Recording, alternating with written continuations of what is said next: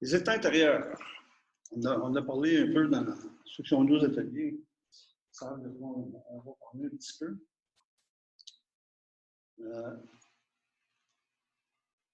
Première question. Depuis le début, on parle de l'observateur. On a fait faire un exercice, je pense, à la première rencontre, observer les pensées. Vous vous souvenez de celle-là?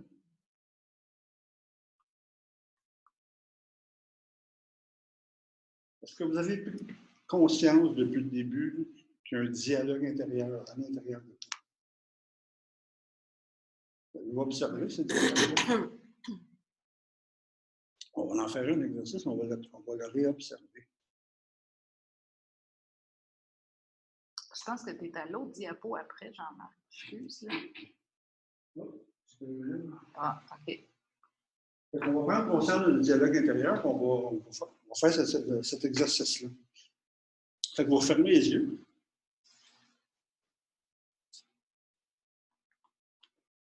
Respirez profondément. 4 bonnes respirations profondes.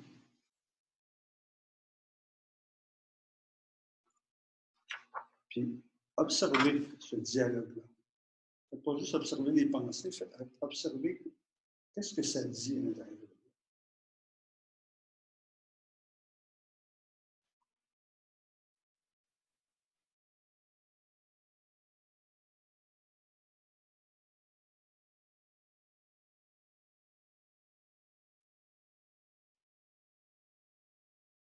Pensez à nos autochtones qui bloquent les voies. Regardez comment votre dialogue intérieur a changé.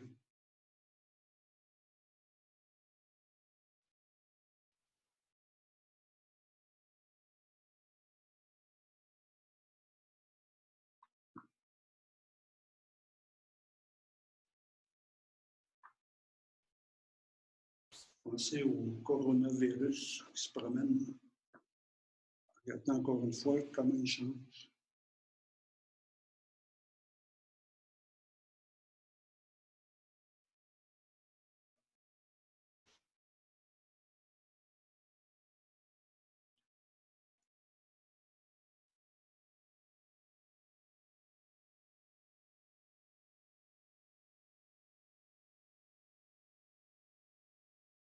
Vous pouvez revenir avec moi. Vous avez été capable d'observer le dialogue intérieur? Oui. Qu'est-ce qu'il disait? Qu'est-ce que ça raconte? De quoi ça parle? Moi, ça dépendait des sujets. Comme avant que tu commences à nous donner des hints, là, je me disais juste que j'étais bien ici. Je te le disais. Juste ça. Je me disais ça. Ben, ça me disait ça dans ma tête. Enfin rendu mercredi soir. Oui. Puis là, quand tu as parlé des Autochtones, là, j'ai eu du dialogue négatif. C'était pas le fun. J'avais pas le goût d'embarquer là-dedans. Quand tu as parlé du coronavirus, là, j'ai eu des dialogues douloureux. Parce que je pensais au pauvre monde qui l'avait, puis les familles qui étaient prises avec les gens qui l'avaient attrapé. Là, C'est le rien de positif. C'est le fun ce que tu dis, c'est un dialogue douloureux. Donc, ça vient changer ton état intérieur. Le dialogue vient changer ton état intérieur. On aurait pu mettre du joyeux, j'aurais pu mettre juste pour voir ce que ça fait. Mais est-ce que vous êtes conscient de ça, de ce dialogue intérieur-là, dans le courant d'aujourd'hui? Hein? Parce que moi, oui. Plus? Oui, bien, tu sais, il me semble que ça fait longtemps que je l'entends, puis je jase avec. On fait des... Ça roule. Ça roule, ça a toujours une activité. Ouais. C'est juste pour approfondir encore plus que on peut passer des journées sans faire ce que tu dis, sans être conscient de ça. On est avec ce dialogue-là. On est dedans. C'est ce dialogue-là qui nous mène, c'est ce dialogue-là qui fait varier nos états intérieurs. Ce dialogue-là intérieur, c'est très, très, très, très important. C'est un des outils les plus importants à savoir parce que de quoi il parle? C'est l'autre. De quoi il parle, ce dialogue intérieur-là? Il parle de jugement, de remarques, de commentaires, d'images, de questions, de réponses qu'on se fait, puis on se dialogue entre nous autres, puis il y a des parties de notre ego qui vont critiquer des choses, puis il y en a d'autres qui vont dire non, non, critique pas ça, c'est pas bon. On est constamment en dialogue. Pensez-vous qu'on a besoin de ce dialogue-là? Quand je disais la semaine passée qu'on avait un nombre assez élevé de pensées, il y en a qui parlent de 90 000 pensées par jour, puis on a à peu près 10 de ces pensées-là qui sont utiles. Les 80 000 pensées, c'est ces pensées-là du dialogue. Fait que la plupart du temps, ces pensées, c'est de la pensée compulsive. Ces pensées sont produites de façon tout à fait inconsciente. Elles alimentent le dialogue intérieur durant lequel vous êtes constamment tiraillé en différents sujets qui concernent soit le passé, soit le futur. C'est rare que ça concerne le moment présent qui est en train de te dire X ou Y, un peu ce que tu disais au début. Hein? Quand on est capable de dire là, je suis dans le moment présent, puis mon dialogue intérieur, femme là, puis il n'y a rien qui me dérange. Puis là, il y a quelqu'un qui vient de parler des Indiens, puis ça ne prend pas grand-chose. Moi, ça ne prend pas grand-chose. J'ai vu une fille de profil, puis je me suis dit, oh mon Dieu, on dirait une fille de Playboy. Qu'est-ce que ça vient faire là? Ben, ça fait Faut partie. Il ne faut pas t'oublier que c'est un gars, là. Ah, c'est un gars? C'est un gars, la photo. Pas Ah, la OK, fille. oui, oui. Ça, c'est qu'est-ce que lui, le gars pense. Je l'avais remarqué quand Doran m'a montré la photo. Oui, moi, je n'ai même pas remarqué. Ça m'a même pas. Non. Mais ça naît ça, hein? C'est des pensées inutiles. C'est inutile, ça passe. Jugement. Toutes sortes d'affaires jusqu'au suggère. Fait que ce dialogue-là est à lui seul le plus grand obstacle du moment présent. Nous sommes constamment dans le moment présent. Fait qu'il faut en prendre conscience de ce dialogue intérieur. Il faut savoir qu'on peut choisir les pensées qu'on veut que ça ce dialogue-là entretient. Fait que d'où ça vient, ces voix-là? On a vraiment l'impression d'entendre des voix, hein, quand on porte attention.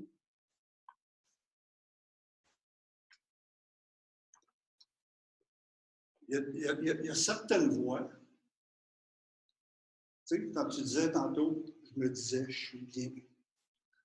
Donc, quand on parle de l'observateur, puis on dit l'observateur, il est neutre, il observe. Mais l'observateur, il n'est pas si neutre que ça. L'observateur, il est capable de me dire, je m'observe, puis je suis bien. Il est capable de me dire, hey, je suis en train de t'observer. Parce que c'est nous autres, quand on est dans l'observateur, c'est réellement nous, c'est réellement notre présence. Puis on est capable de se dire, hey, je suis bien, je suis réellement bien. À ce moment-là, puis là, le dialogue passe à un autre bord. Mais quand il passe à un autre bord, c'est plus l'observateur qui parle. On a perdu le contrôle. Si je reviens dans l'observateur, je peux revenir, je peux me remettre en contact avec je peux choisir le dialogue que j'ai.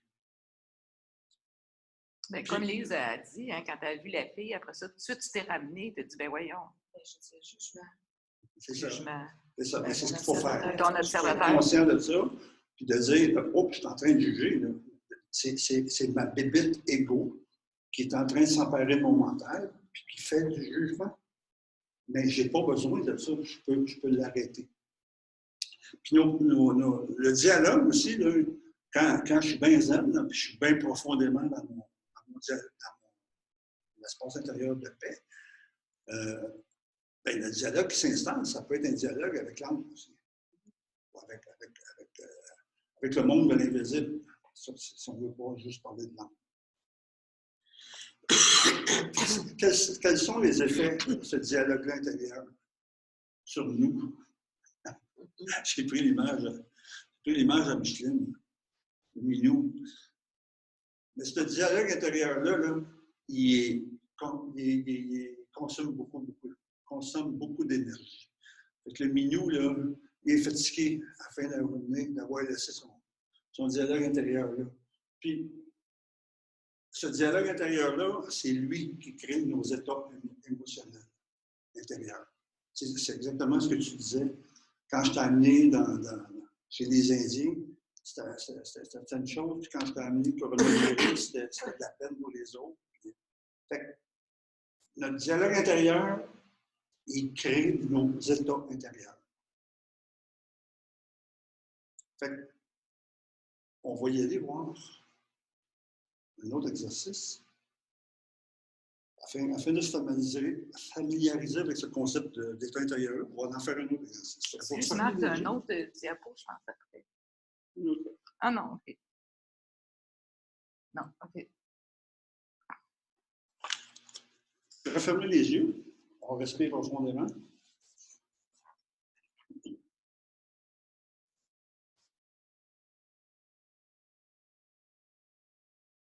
Respirez profondément.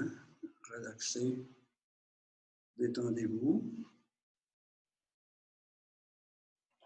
Puis, avec votre observateur, descendez au niveau de votre cœur.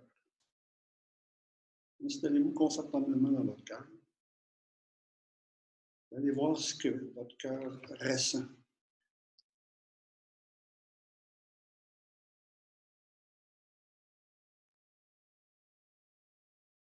Quelle émotion qui est présente là dans votre cœur?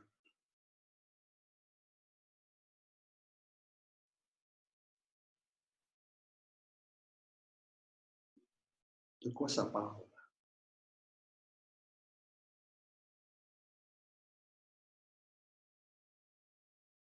Qu'est-ce que votre cœur a à vous dire?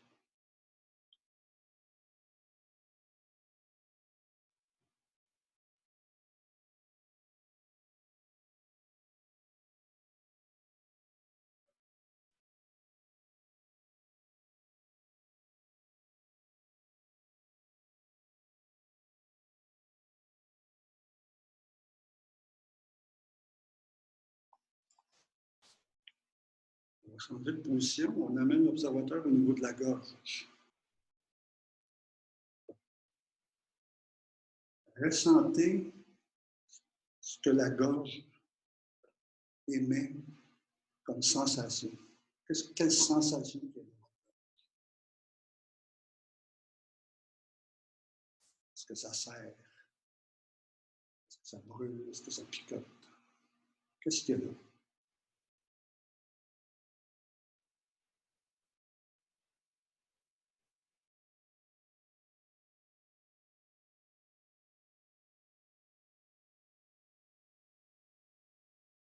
Écoutez ce que cette sensation-là a à vous dire. Qu'est-ce qu'elle dit? De quoi elle parle?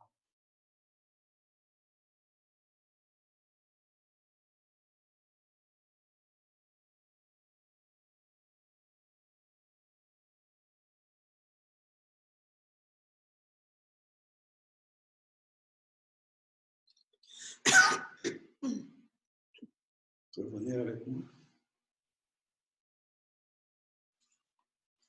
Comment ça s'est passé?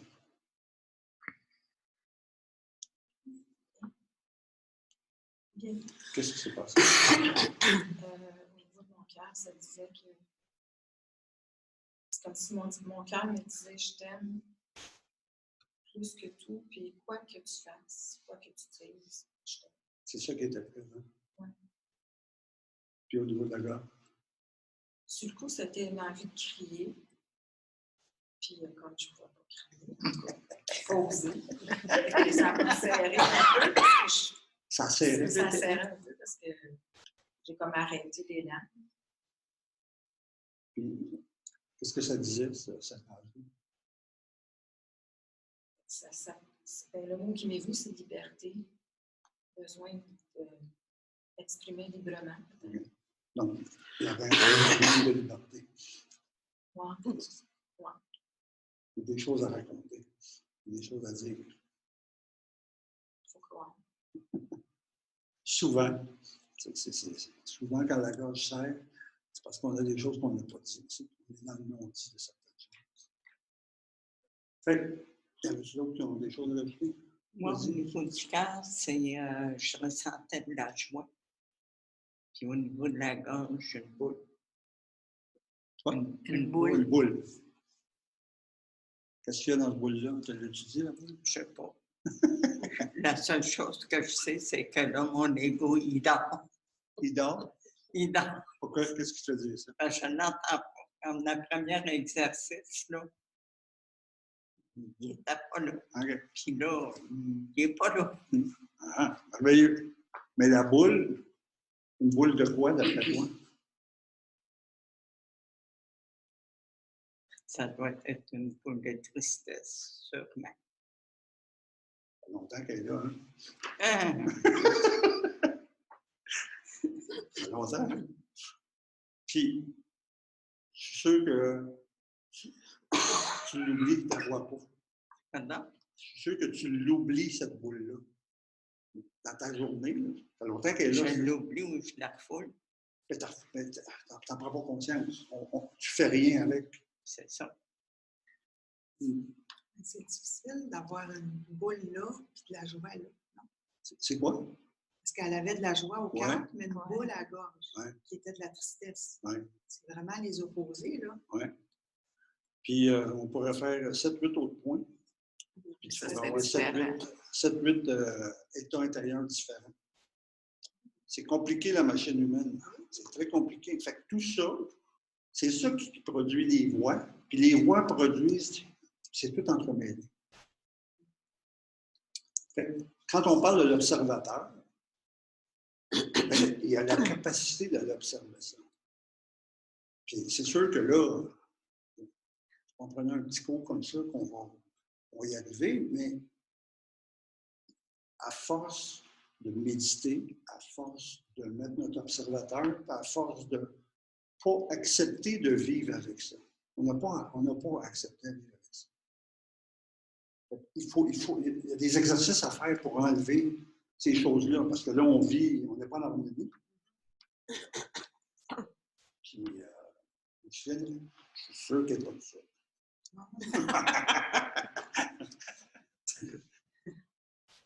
Mais tout ça pour dire, Marc, je ne sais pas si on le dit plus loin, là, c'est d'être capable de s'arrêter souvent comme ça. Ça n'a pas pris de temps, hein? On a laissé 2 minutes en tout pour l'exercice. 2-3 minutes. Dans notre journée, de prendre le temps de s'arrêter puis d'aller visiter nos états intérieurs. Voir qu'est-ce qu'ils ont à nous dire. Puis des fois, là, juste prendre une note, même si tu es au bureau, là, t'arrêter, là, puis d'aller voir ce que c'est ton état intérieur. Puis c'est sûr que tu n'as pas le temps de la régler au bureau, hein, ou quand les enfants sont là. Mais prendre une note sur un petit bout de papier, c'était quoi l'état intérieur qui était là? Puis dans votre méditation, après, essayez de retourner voir cet état intérieur. Puis, comme on dit, dans votre méditation, on n'en fait pas un casse-tête, on n'en fait pas un « ah, je veux savoir ». Non? Mais on peut partir avec l'intention d'aller voir ce qu'il y a là. Juste écouter. Ouais. Pas d'effort, juste écouter, puis ça se met à parler, ça va. Ça va nous raconter telle affaire, telle affaire. Il y a des images qui vont monter. Des images qui vont monter. Ça va nous donner des pistes pour régler la cause de ça. Moi, je m'en sers beaucoup en coaching. Des états intérieurs, d'aller voir ce qu'il y a là. Puis, j'ai développé plusieurs outils pour essayer de faire bouger ça. Toi, on m'a demandé un matin, tu ne parles pas de la catharsis, là?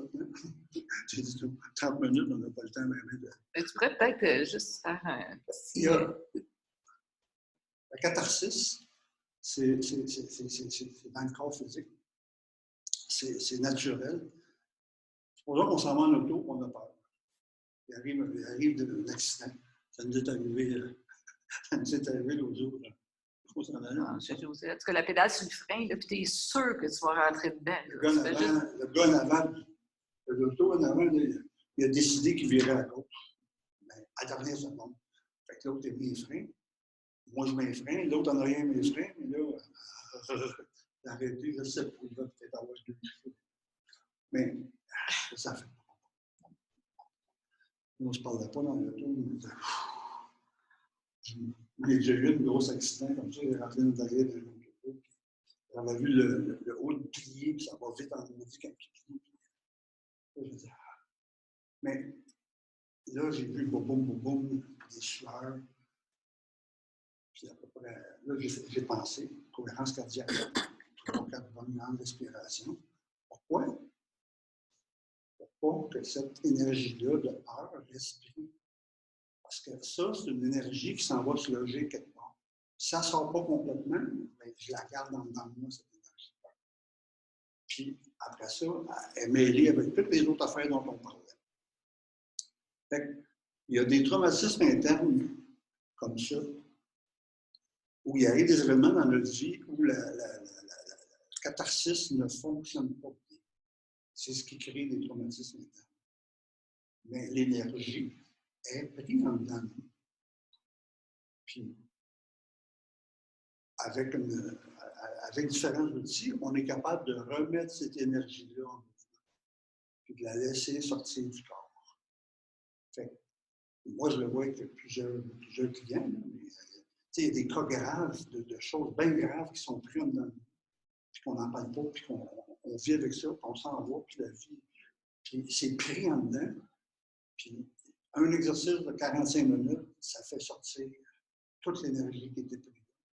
Puis ça libère toute une chose qui est complètement inconsciente. Tout ça pour dire que ton état inférieur, si tu ne t'arrêtes pas à aller la voir, à aller la visiter, bien, encore là, ça reste poigné. Oui. Puis, tu sais, l'observateur, la girafe, là, on peut observer ce qui se passe à l'extérieur, on peut observer ce qui se passe à l'intérieur. Tu sais, tantôt, on parlait de la pleine conscience, de pratiquer nos 5 sens. C'est toi qui disais tantôt la pleine conscience. Tu as fait la différence entre la pleine conscience et vivre le moment présent. Mais ça ne veut pas dire qu'il ne faut pas en faire de la pleine conscience. Ça ne veut pas dire qu'il ne faut pas être dans l'effort de regarder, d'exercer nos 5 sens. Parce que c'est ça qui va nous montrer le chemin pour développer le 6e sens. Et le 6e sens, on le développe dans la méditation. C'est justement cette observation-là intérieure qu'on développe dans la méditation, qu'on est capable de regarder. Conclusion. Conclusion, c'est que notre état intérieur, c'est l'état émotionnel qui est présent en nous d'instant en instant. Puis cet état intérieur-là, c'est très volatile, on l'a vu pendant l'exercice. Ça change constamment selon ce que l'on vit, ou selon ce qu'on entend, ou selon le dialogue intérieur que nous entretenons volontairement. Moi, je connais des gens là, qui se font des accroires, ça n'a pas de bon sens. Ils se font des accroires sur tu sais, mon pensée, ma femme me trompe. Ma femme me trompe. Ah, dis ma femme me trompe. C'est pas, tu mets pas vrai. Ah, tu sais pas. Hein?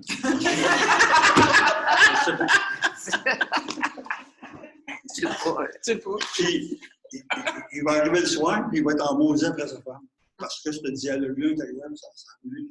Il y en a, c'est bien pire que ça. Il y en a qui se font complètement désaccroître sur toutes sortes de choses. Puis là, il arrive devant un fait, puis le dialogue intérieur il avait dit c'est ça qui va se passer. C'est pas ça pantoute qui arrive, l'autre personne ne pense même pas à ça. C'est très puissant, le dialogue intérieur. Ce qu'il faut retenir, c'est que c'est l'ego. L'ego. Au départ, ce que ça te dit, c'est que je ne serais pas capable. Qui dit ça? C'est l'ego. C'est l'ego a une grande part dans l'activation de ses états intérieurs en contrôlant presque totalement notre dialogue intérieur. L'ego, le 90% là, qui n'est pas utile, c'est l'ego qui produit. Si on n'est pas conscient de ça, bien, on est sous l'emprise totale de l'ego. La bonne nouvelle, c'est qu'on peut choisir nos états intérieurs. On peut choisir notre dialogue intérieur, on peut être conscient de notre dialogue intérieur, mais plus que ça, on peut poser des actions qui vont faire en sorte que, tu sais, Micheline, tantôt, elle disait, je ressentais de la joie dans mon cœur. Patrice disait, je ressentais de la paix. Je ne sais pas comment tu l'as dit. Il faut parler. Hein? Je ne pas parler. C'était pas bon ce que tu avais à me dire. C'est toi qui as dit l'amour. L'amour pour toi. Toi, tu sentais de l'amour pour toi. Bien, on est capable de cultiver ça. Cultiver quelque chose en dedans de nous qui va modérer ça. On est capable d'avoir des actions conscientes qui vont modérer les actions inconscientes que l'ego veut nous avoir. La semaine prochaine, on va voir la gratitude. C'est la plus belle état intérieur à cultiver, la première à cultiver. Toutes les autres découlent de la gratitude. Pour choisir nos états intérieurs, c'est sûr qu'il faut prendre des temps d'arrêt, un peu comme Joanne a dit tantôt, puis régulièrement les voir. Qu'est-ce qui se passe là? Et si c'est pas beau, c'est pas le fun, peux-tu avoir une coupe d'outils puis changer notre état intérieur? Puis il faut être capable de différencier la provenance de nos différents ressentis pour utiliser correctement notre système émotionnel. On a un système émotionnel, on n'est pas en train de vous dire de ne pas écouter vos émotions. On n'est pas en train de vous dire allez à l'intérieur et écoutez pas ce que vos émotions vous disent. C'est pour ça qu'on dit, allez à l'intérieur, écoutez justement ce que vos émotions ont à vous dire, mais essayez d'aller un peu plus loin et de comprendre c'est une vraie émotion. Ou si c'est l'ego qui est en train de me jouer des tours. Parce que, tu sais, une mère qui perd son enfant, je pense que c'est normal qu'elle soit triste. Une mère qui perd son enfant et qui est triste 20 ans après encore, c'est pas normal, elle a perdu 20 ans de sa vie. Fait il y a moyen, on l'a vu, moi je l'ai vu, je travaillais avec des femmes qui ont perdu leur enfant. Puis 10, 12, 15 ans après, ils n'avaient pas été capables de retoucher à de la joie. Micheline, tantôt, a dit je ressentais de la joie. Mais ce maman-là, aujourd'hui, est capable de ressentir la même joie que Micheline ressentait. Puis elle dit elle-même, tu sais, j'ai perdu 15 ans de ma vie. Mais c'est pas facile, là. Je parle du cas le plus extrême. Mais on est capable d'aller travailler ça, nous autres mêmes, on est capable de. Pour le faire, là, il faut découvrir notre espace intérieur de paix. Et quand je suis capable d'aller me réfugier là, et que l'ego n'a pas de pouvoir là, je suis capable d'agir sur mes états intérieurs. Je suis capable de les observer, après ça, je suis capable d'agir dessus. C'est à partir de cet espace que vous pourrez reprendre le pouvoir et recréer votre vérité. C'est pour ça qu'on médite, c'est pour être capable d'aller observer à partir d'un endroit où je ne suis pas sous le contrôle de l'ego. Je suis capable de voir que c'est l'ego qui agit.